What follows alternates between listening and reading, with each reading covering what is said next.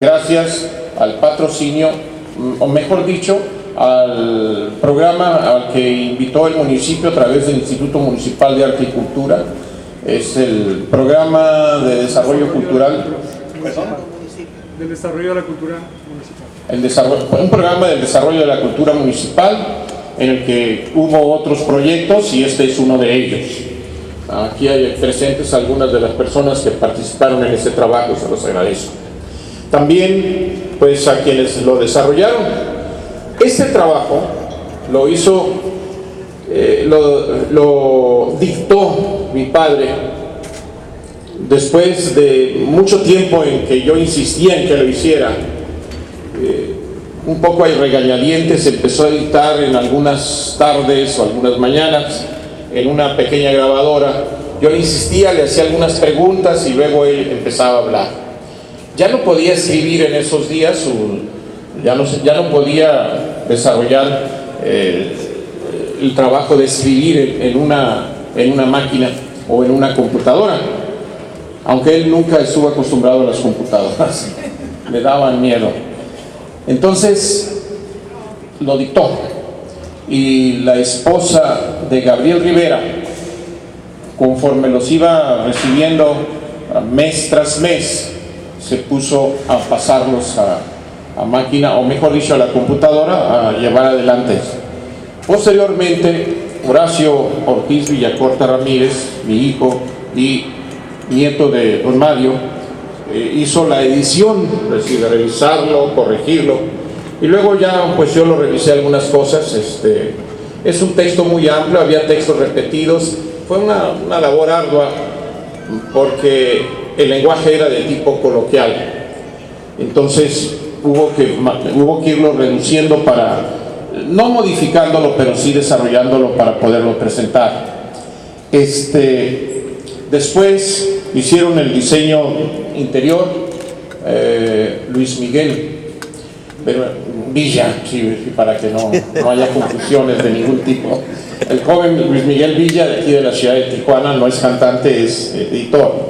Y la portada muy sencilla pero muy artística, Josué de la Rosa, maestro Josué de la Rosa, un especialista en este tipo de cosas. Entonces nosotros estamos agradecidos y debe haber otro grupo de personas más, porque generalmente un trabajo como este es el producto de diversas personas. Y bueno, debo decir que dentro del convenio que se hizo cuando se obtuvo el proyecto, está la condición de venderlo en 10 pesos, casi regalado. Eso por no regalarlo, pero es el convenio que se suscribió y pueden comprarlo allá en la salida. Ahora quisiera entrar en materia. Don Mario era un señor también multifacético. Él forma parte de esa generación de hombres a los que perteneció el maestro Rubén Vizcaíno, el maestro Siqueiros, el maestro Siqueiros, un profesor que trabajó aquí algún tiempo en la escuela secundaria 4, el poeta ensenadense Miguel de Anda Yacotze, en fin, gente que estudió en la Universidad Nacional Autónoma de México. Mi padre estuvo en la secundaria. Él omite algunos detalles, inició la preparatoria, pero el resto de su vida fue en realidad un autodidacta. Era un enamorado de la lectura, leía mucho. Yo de pequeño pude percibir, es decir, aprendí de su ejemplo por la cantidad de libros, con la rapidez que leía, y siempre, yo no sé cómo se daba tiempo para leer, para escribir y para andar en todas partes. Bueno, era pues muy dinámico en ese sentido. Él tenía una característica especial, que sabía hacerse amigo de la gente. Y yo le preguntaba alguna vez por qué en su columna siempre hablaba bien de la gente. Dice, porque me gusta hacerlo. Digo, y cuando está enojado, yo le hablaba de usted además, y cuando está enojado con alguien o que se disgusta o le hacen alguna grosería, ¿qué hace? Dice, no los menciono, eso es lo peor que les puede pasar. No mencionarlos. Los últimos años de su vida fue cronista de sociales, y quizás eso que era muy bueno y que lo hacía que la gente lo estimara y participara, porque la gente esperaba ser mencionados por él en su columna. En aquella época no teníamos el desarrollo extraordinario que tenemos hoy en los medios de comunicación, particularmente en la prensa, en que hay una sección especial para cada cosa. Incluso la columna la sección de deportes tiene 8 páginas, la sección de sociales 4, la sección policíaca, bueno, hoy la sección policíaca es casi todo el periódico. Pero en aquella época era la primera página y una página de deportes, y todo lo demás estaba en esa columna donde había sociales, cultura, cine, espectáculos, educación, editorial, todo. Entonces mi padre se ocupaba de muchísimas otras cosas. Durante mucho tiempo cubrió la fuente oficial. Me acuerdo que su camino diario era, al salir del periódico El Heraldo, que estaba ubicado en la calle Primera, al terminar o empezar el Puente México, salía, caminaba unos cuantos pasos hacia la Cámara de Comercio e iba a platicar con don Sixto Acevedo, que era el gerente de la Cámara de Comercio y que se enteraba de todo lo que pasaba en la ciudad, porque además la ciudad estaba concentrada en el centro, en esa zona. Después de ahí, después de que mi padre había tomado tips y que había configurado una serie de líneas de información para ese día, se iba al Palacio Municipal, donde tenía hasta cierto punto derecho de picaporte con don Gustavo Aguanel Vallejo, ya que eran íntimos amigos y pertenecían pues a la misma logia. Entonces platicaba con él ahí, y de ahí salía con la libreta llena de información para ese día. Se iba al Heraldo a escribir, en fin, y por las tardes empezaba su recorrido de visitar a uno y a otro lugar.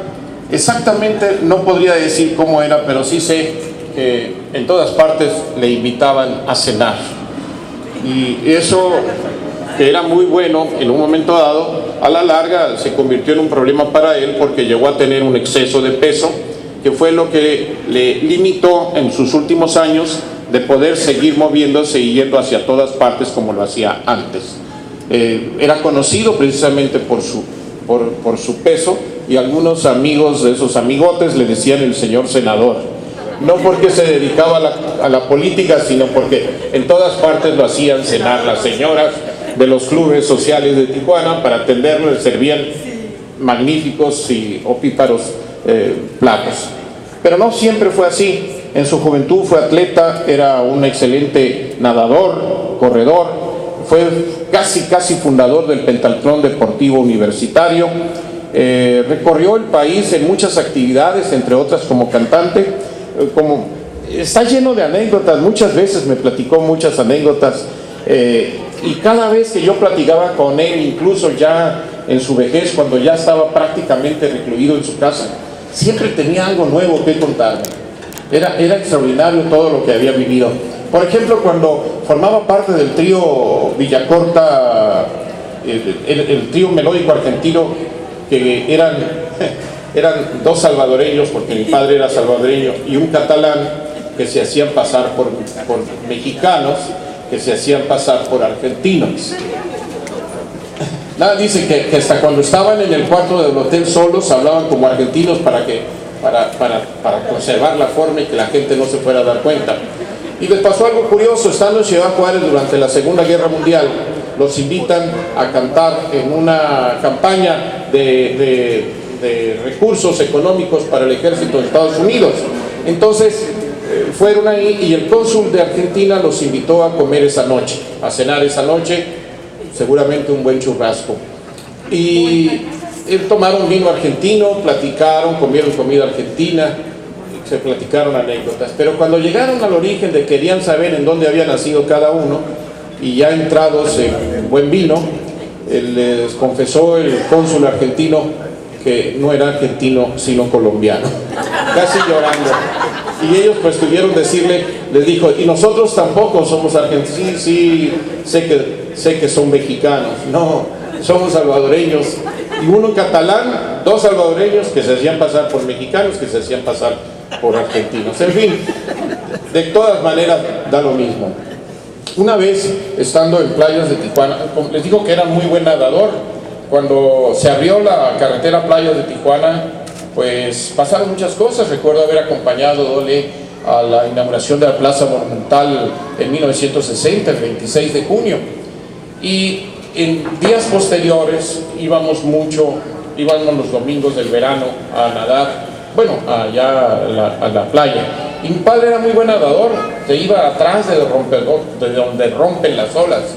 Y en alguna ocasión se tardó mucho en regresar y mi madre estaba muy preocupada hasta que regresa con un brazo que le caía debajo de la rodilla, un brazo más largo que el otro. Quejándose, llegó ante ella y dijo: ¿qué hiciste? Y él no podía hablar del dolor que traía. Se le había, lo había revolcado una ola y le había dislocado el brazo, que no lo podía ni mover. Y ahí conocí el carácter de mi madre, le dijo: híncate. Se hincó. Y no sé qué hizo ella, que con la rodilla y todo le acomodó el brazo. Pegó un enorme grito, pero le acomodó el brazo. Así era mi mamá a veces. Bueno, lo de híncate nomás pasó esa vez, creo. Bueno, quisiera abreviar un poco porque el tiempo vuela. Debo decirles a ustedes que él, entre otras cosas importantes, trabajó como maestro, trabajó como periodista en la ciudad de Monterrey. En la ciudad de Monterrey llegó muy joven, todavía era un hombre de 20 y tantos años. Ahí nací yo, en 1946. En esa época él había logrado conquistar, ¿cómo le llamaríamos?, el ámbito universitario. Dice que cuando llegó lo primero que hizo fue ir a la universidad, y cuando le dieron el trabajo en el Porvenir, lo primero que hizo fue ir a la universidad y tomar notas. Cuando llegó el jefe de redacción se molestó y dice: ¿a qué va a la universidad y no pasa nada? Y dijo: señor, ¿cómo no? Mire usted esto y esto. Y no lo quería aceptar. Entonces fue con el director y le dijo: mire, el señor jefe de información me llamó la atención y no quiere que vaya a la universidad, pero ahí pasan muchas cosas importantes. Y le dijo: tiene usted razón, no se preocupe, de hoy en adelante tráigame a mí las notas, yo me encargo de ellas. Y entonces, a partir de ese momento, abrió un camino que estaba inexplorado, que era el ámbito universitario en la ciudad de Monterrey, muy importante, porque el gobernador del estado fue el siguiente, el rector fue el siguiente gobernador del estado. Entonces, de esa manera ustedes pueden darse cuenta cómo se catapultó, se lanzó el trabajo de la Universidad de esa zona. Se hizo entonces primero amigo del rector, después amigo del gobernador, y en un momento dado se convirtió en el reportero estrella a los 20 y tantos años del periódico El Porvenir. Tanto aprecio llegaron a tener de él que durante toda su vida recibimos en la casa de ustedes, en la casa de mis padres, un ejemplar diario del periódico El Porvenir por el correo. A veces llegaban en la semana 2, 3. Después se perdieron porque en una gran lluvia, en una etapa en que llovió mucho, se inundó un cuarto donde estaban los alteros de periódicos del Heraldo, de mi padre, y los periódicos El Porvenir, y se perdieron totalmente. Afortunadamente, en el Instituto Municipal tienen el archivo histórico donde está la colección del periódico El Heraldo, que se rescató hace mucho tiempo. Iba a decir la de Cueva Pelayo, pero Cueva Pelayo rescató otra colección que está en la Biblioteca Pública Municipal y que con el apoyo de Pedro Ochoa y del licenciado Federico Valdés inauguramos en el 87-88, en febrero del 88, y con la participación del maestro Aurelio Sonta, deportista, que poco antes de morir su último trabajo fue personalmente organizar la biblioteca municipal. Bueno, pero volviendo a esa, la biblioteca municipal, Rubén de Luna, que fue cónsul de El Salvador y que le abrió las puertas a mi padre inmediatamente que mi padre llegó a la ciudad de Tijuana para que trabajara ahí durante mucho tiempo. Después de eso, mi padre, voy a decir algo que es absolutamente verdad. Llegó de 13 años a la ciudad de Tijuana, a la Ciudad de México, se sintió mexicano, sus hermanas eran mexicanas, porque mi abuelo, que es un personaje también extraordinario, vivió en la Ciudad de México. Mi abuelo era pintor, un pintor muy joven. Él estudió, becado por el gobierno de El Salvador, en la Escuela de Artes de Roma, y cuando regresó